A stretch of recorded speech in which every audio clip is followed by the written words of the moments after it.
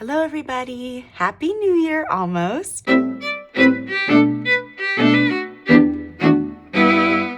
Welcome back to my channel. My name is Andy. It's that time of year. I'm gonna do a quick flip through with my 2024 reading journal. I have already created all of the spreads, so I'm just gonna flip through to show you my layouts, my general design, and hopefully you get some inspiration as you're creating or thinking about creating your bullet journal or your reading journal this year. All right, let's get started. This notebook is an Archer and Olive A5 dot grid notebook. This is the plain, I'm not actually sure. Normally I use their cloth journals, but this is actually like a hardcover, which is the first time I'll be using something like this. And it was feeling a little bit plain because it was just black. So I found a bookish sticker in my collage drawer, and so I added it and I love it. It's a touch of whimsy and it's just so charming and I love it. All right, this is my title page. Really simple. I just did some cursive lettering of my name and kind of the motif of the, the washi tapes, the color schemes, the general vibe that I'm going for these opening beginning of year page setups. I hated that you could still see underneath here the Archer and Olive logo, so I decided to put a little stick in of the year so that I could cover that up. So it looked a little bit, less manufactured, I guess, a little more homemade. I glued these two pages together because that front page never opens all the way. So I glued that together. I always like to start my reading journals with a general list of all the books that I have read. I number them 1 through whatever as the year goes on. And I just love to be able to quickly refer to this first couple of pages, especially if I'm trying to figure out, have I read a book? When maybe did I read it, so that I can look to find my review. So I keep it pretty simple. I've just got the title, again with my little washi tape set up. For me, the information that I care about is the title, the author, and then my star rating. I've mentioned this in the past, but I used to keep information like the number of pages or the dates read, and I just found that wasn't as helpful, or I wasn't looking for that information as I was looking back through old reading journals, so I didn't find it super necessary moving forward.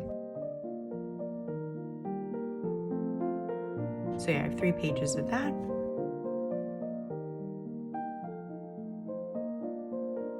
This is my reading goals page. Last year, I did a Goodreads tracker and just had it as that, but I wanted to expand that a little bit. My first noticing is from last year, I just had the traditional 100 boxes on the page. Because I was only using one color to shade them in, I didn't love that I couldn't really differentiate how many books I read in each month. So I decided to do something a little bit different for me, where I've got this little, chart.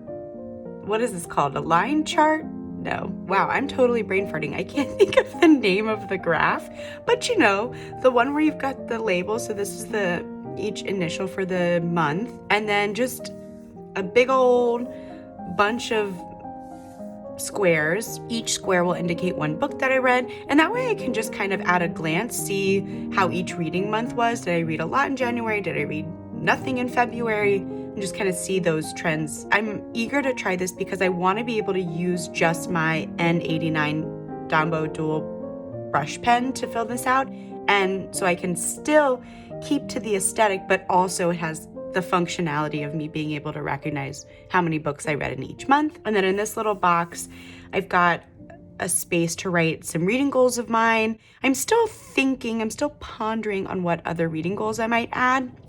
So far, I'd like to have my Goodreads reading goal be 100 books. In 2023, it was 120, and I'm not quite gonna make it, I don't think. So I think I'll go back to 100 just so I feel more success next year, because I hate not finishing my Goodreads goal. It's a terrible feeling. I also am hoping to read 6 nonfiction books this year, whether they're informational text, memoirs, short story collections, anything like that, where I'm not just reading fiction all day, every day. And again, I'm gonna think of some more goals, but that's what I've got for now. This next page is my series tracker spread. I am doing something similar this year that I did last year. Last year, I tried the first time this kind of grid style of writing down the series, the author, and then, how many books have I read in the series. Each box obviously represents one installment of the series. And I also should note that for me, the boxes are the installments that I want to read within the series. Sometimes there's series that have novellas in between every main book and a prequel and all of that. And sometimes I want to read all of those in between books, and sometimes I don't. So for like Stormlight Archive, I don't know that I included all of the novellas that are in between, but I probably should, because that's a series where I do want to and need to read all of those in between works. But for something like Outlander, there are like spin-off series and novellas about different characters, and there's a graphic novel, and like I don't need to read all of those to like understand, know, and love this series. So I just have the primary works indicated on this list. I've got fantasy romance, just my romance series, and then any other like miscellaneous other genres. Like, for example, Veronica Speedwell is sort of a mystery. Like, yes, I know that there's a romance subplot, but to me, they're mostly like each book is a whodunit mystery style. And then Outlander, like, yes, I know we're all obsessed with Jamie and Claire Fraser, but at the end of the day, it feels like historical fiction. So I decided to put it in miscellaneous. So anyways, these are not all of the series that I'm currently in the middle of or reading, but these are the series that I'm wanting to prioritize, or these are the ones that are top of mind for me going into 2024. And I'm excited that I have lots of space to grow, with like the one exception being here. So I guess I'll have to be a bit more selective with what fantasy series I want to jump into this year, although I think I'll have my hands plenty full with just these. All right, the next spread I've got is the books I own. Last year I called this my physical TBR, and then I hated that it was called my physical TBR because I had books that were not on my physical TBR here, because I had them similarly divided between Kindle or ebooks, my physical books, and my audiobooks. So this year I changed the title. I think I actually got it from a comment from one of your guys' comments last year, and I much prefer this title. So thank you very much. And yeah, these are just all of the audiobooks, Kindle, ebooks, and then the physical books on my bookshelf that I currently own that are still unread. For here, I think I pretty much just copied and pasted what was still left unread from my list last year, but I'm going to go through a final time and make sure I didn't miss anything, especially with my audiobooks, because I have quite the catalog of audiobooks, so I'll double check that. But generally speaking, this is not a completely overwhelming physical or books that I own TBR. So maybe one of my goals can be like read all of my Kindle books, or like read all my physical books. The audiobooks, there's a lot. So I think I'll have to read the ones that are speaking to me each month. This next page is for my only still running book club. I've in the past been in several book clubs, and I was tracking all the books that we would pick. But currently, this book club, Broad to Book, this is the book club with my mom, my sisters, and some of our family friends. We are still going strong, like 3 years in, I think. So this is the only book club that I'm going to track this year. And if I join another, great. Maybe I'll do a tip-in page or something towards the back. But for now, I've got, a really ambitious setup of us reading 12 books, one book each month, which doesn't typically happen, so I'm sure that I'll have extra boxes, but that's fine. Last year, I ran into the problem where I didn't have enough boxes, so I overcompensated a bit. All right, this is a new to me spread. These are my challenge spreads for the year. The one on the left here, this is the Buzzword-a-thon, which I think is hosted by or created by Books and Lala. And I know that she has a printable picture, but I wanted it to stay in the aesthetic of my pages. So I just kind of copied and pasted what I found on the website. And for each month, there's a theme or a type of word that you need to look for in the title of the book. And so for January, the title of the book has to have there, or there at some point. And, September are the senses. So any book title that has sight, hearing, scent, anything like that. I've never actually done this before, so I'm looking forward to see, one, if I even remember to do it, and two, maybe it'll encourage me to pick up books I wouldn't typically pick up. So yeah, I'm excited to do that. I also kind of combining a few year-round reading challenges, created my own little bingo board. I used prompts. Some of them I just made up in my mind. Some of them I got from the Pop Sugar 2024 reading challenge. And there was one other, maybe the 52 books club, maybe. And so I just kind of perused all those different lists to see what kind of prompts I wanted to put on my list. Some of them are pushing me a bit out of my comfort zone.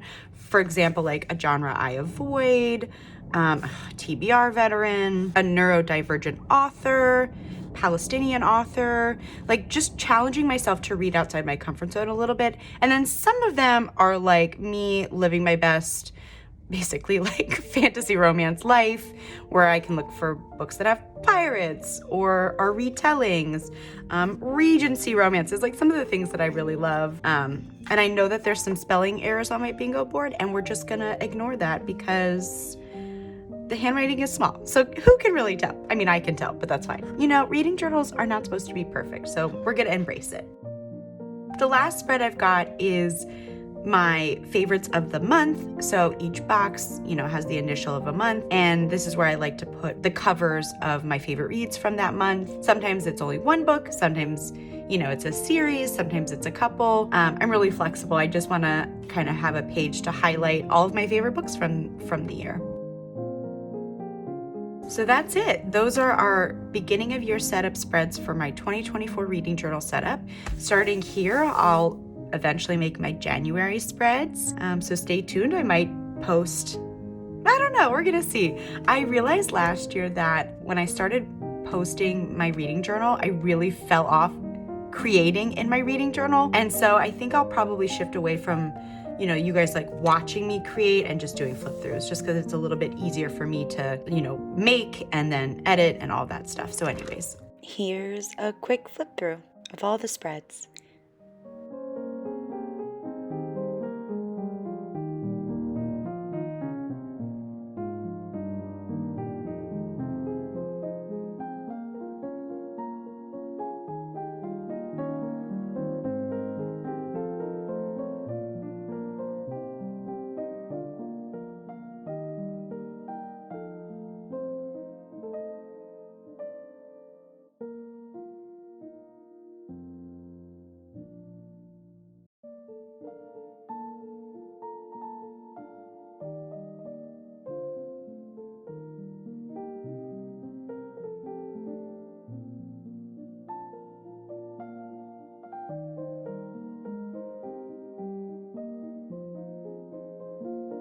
That's my journal. I hope you enjoyed. I hope you feel inspired. Let me know if you're gonna make a reading journal, like what spreads you're thinking of adding. I'm so curious because I feel like every year I change my setup a little bit based on, you know, reading people's comments and watching other people's videos. So I'd love to know.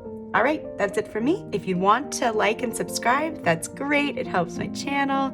And if not, if you're just like perusing all of the setup videos to find some inspiration, I wish you luck and a great rest of your day. Bye.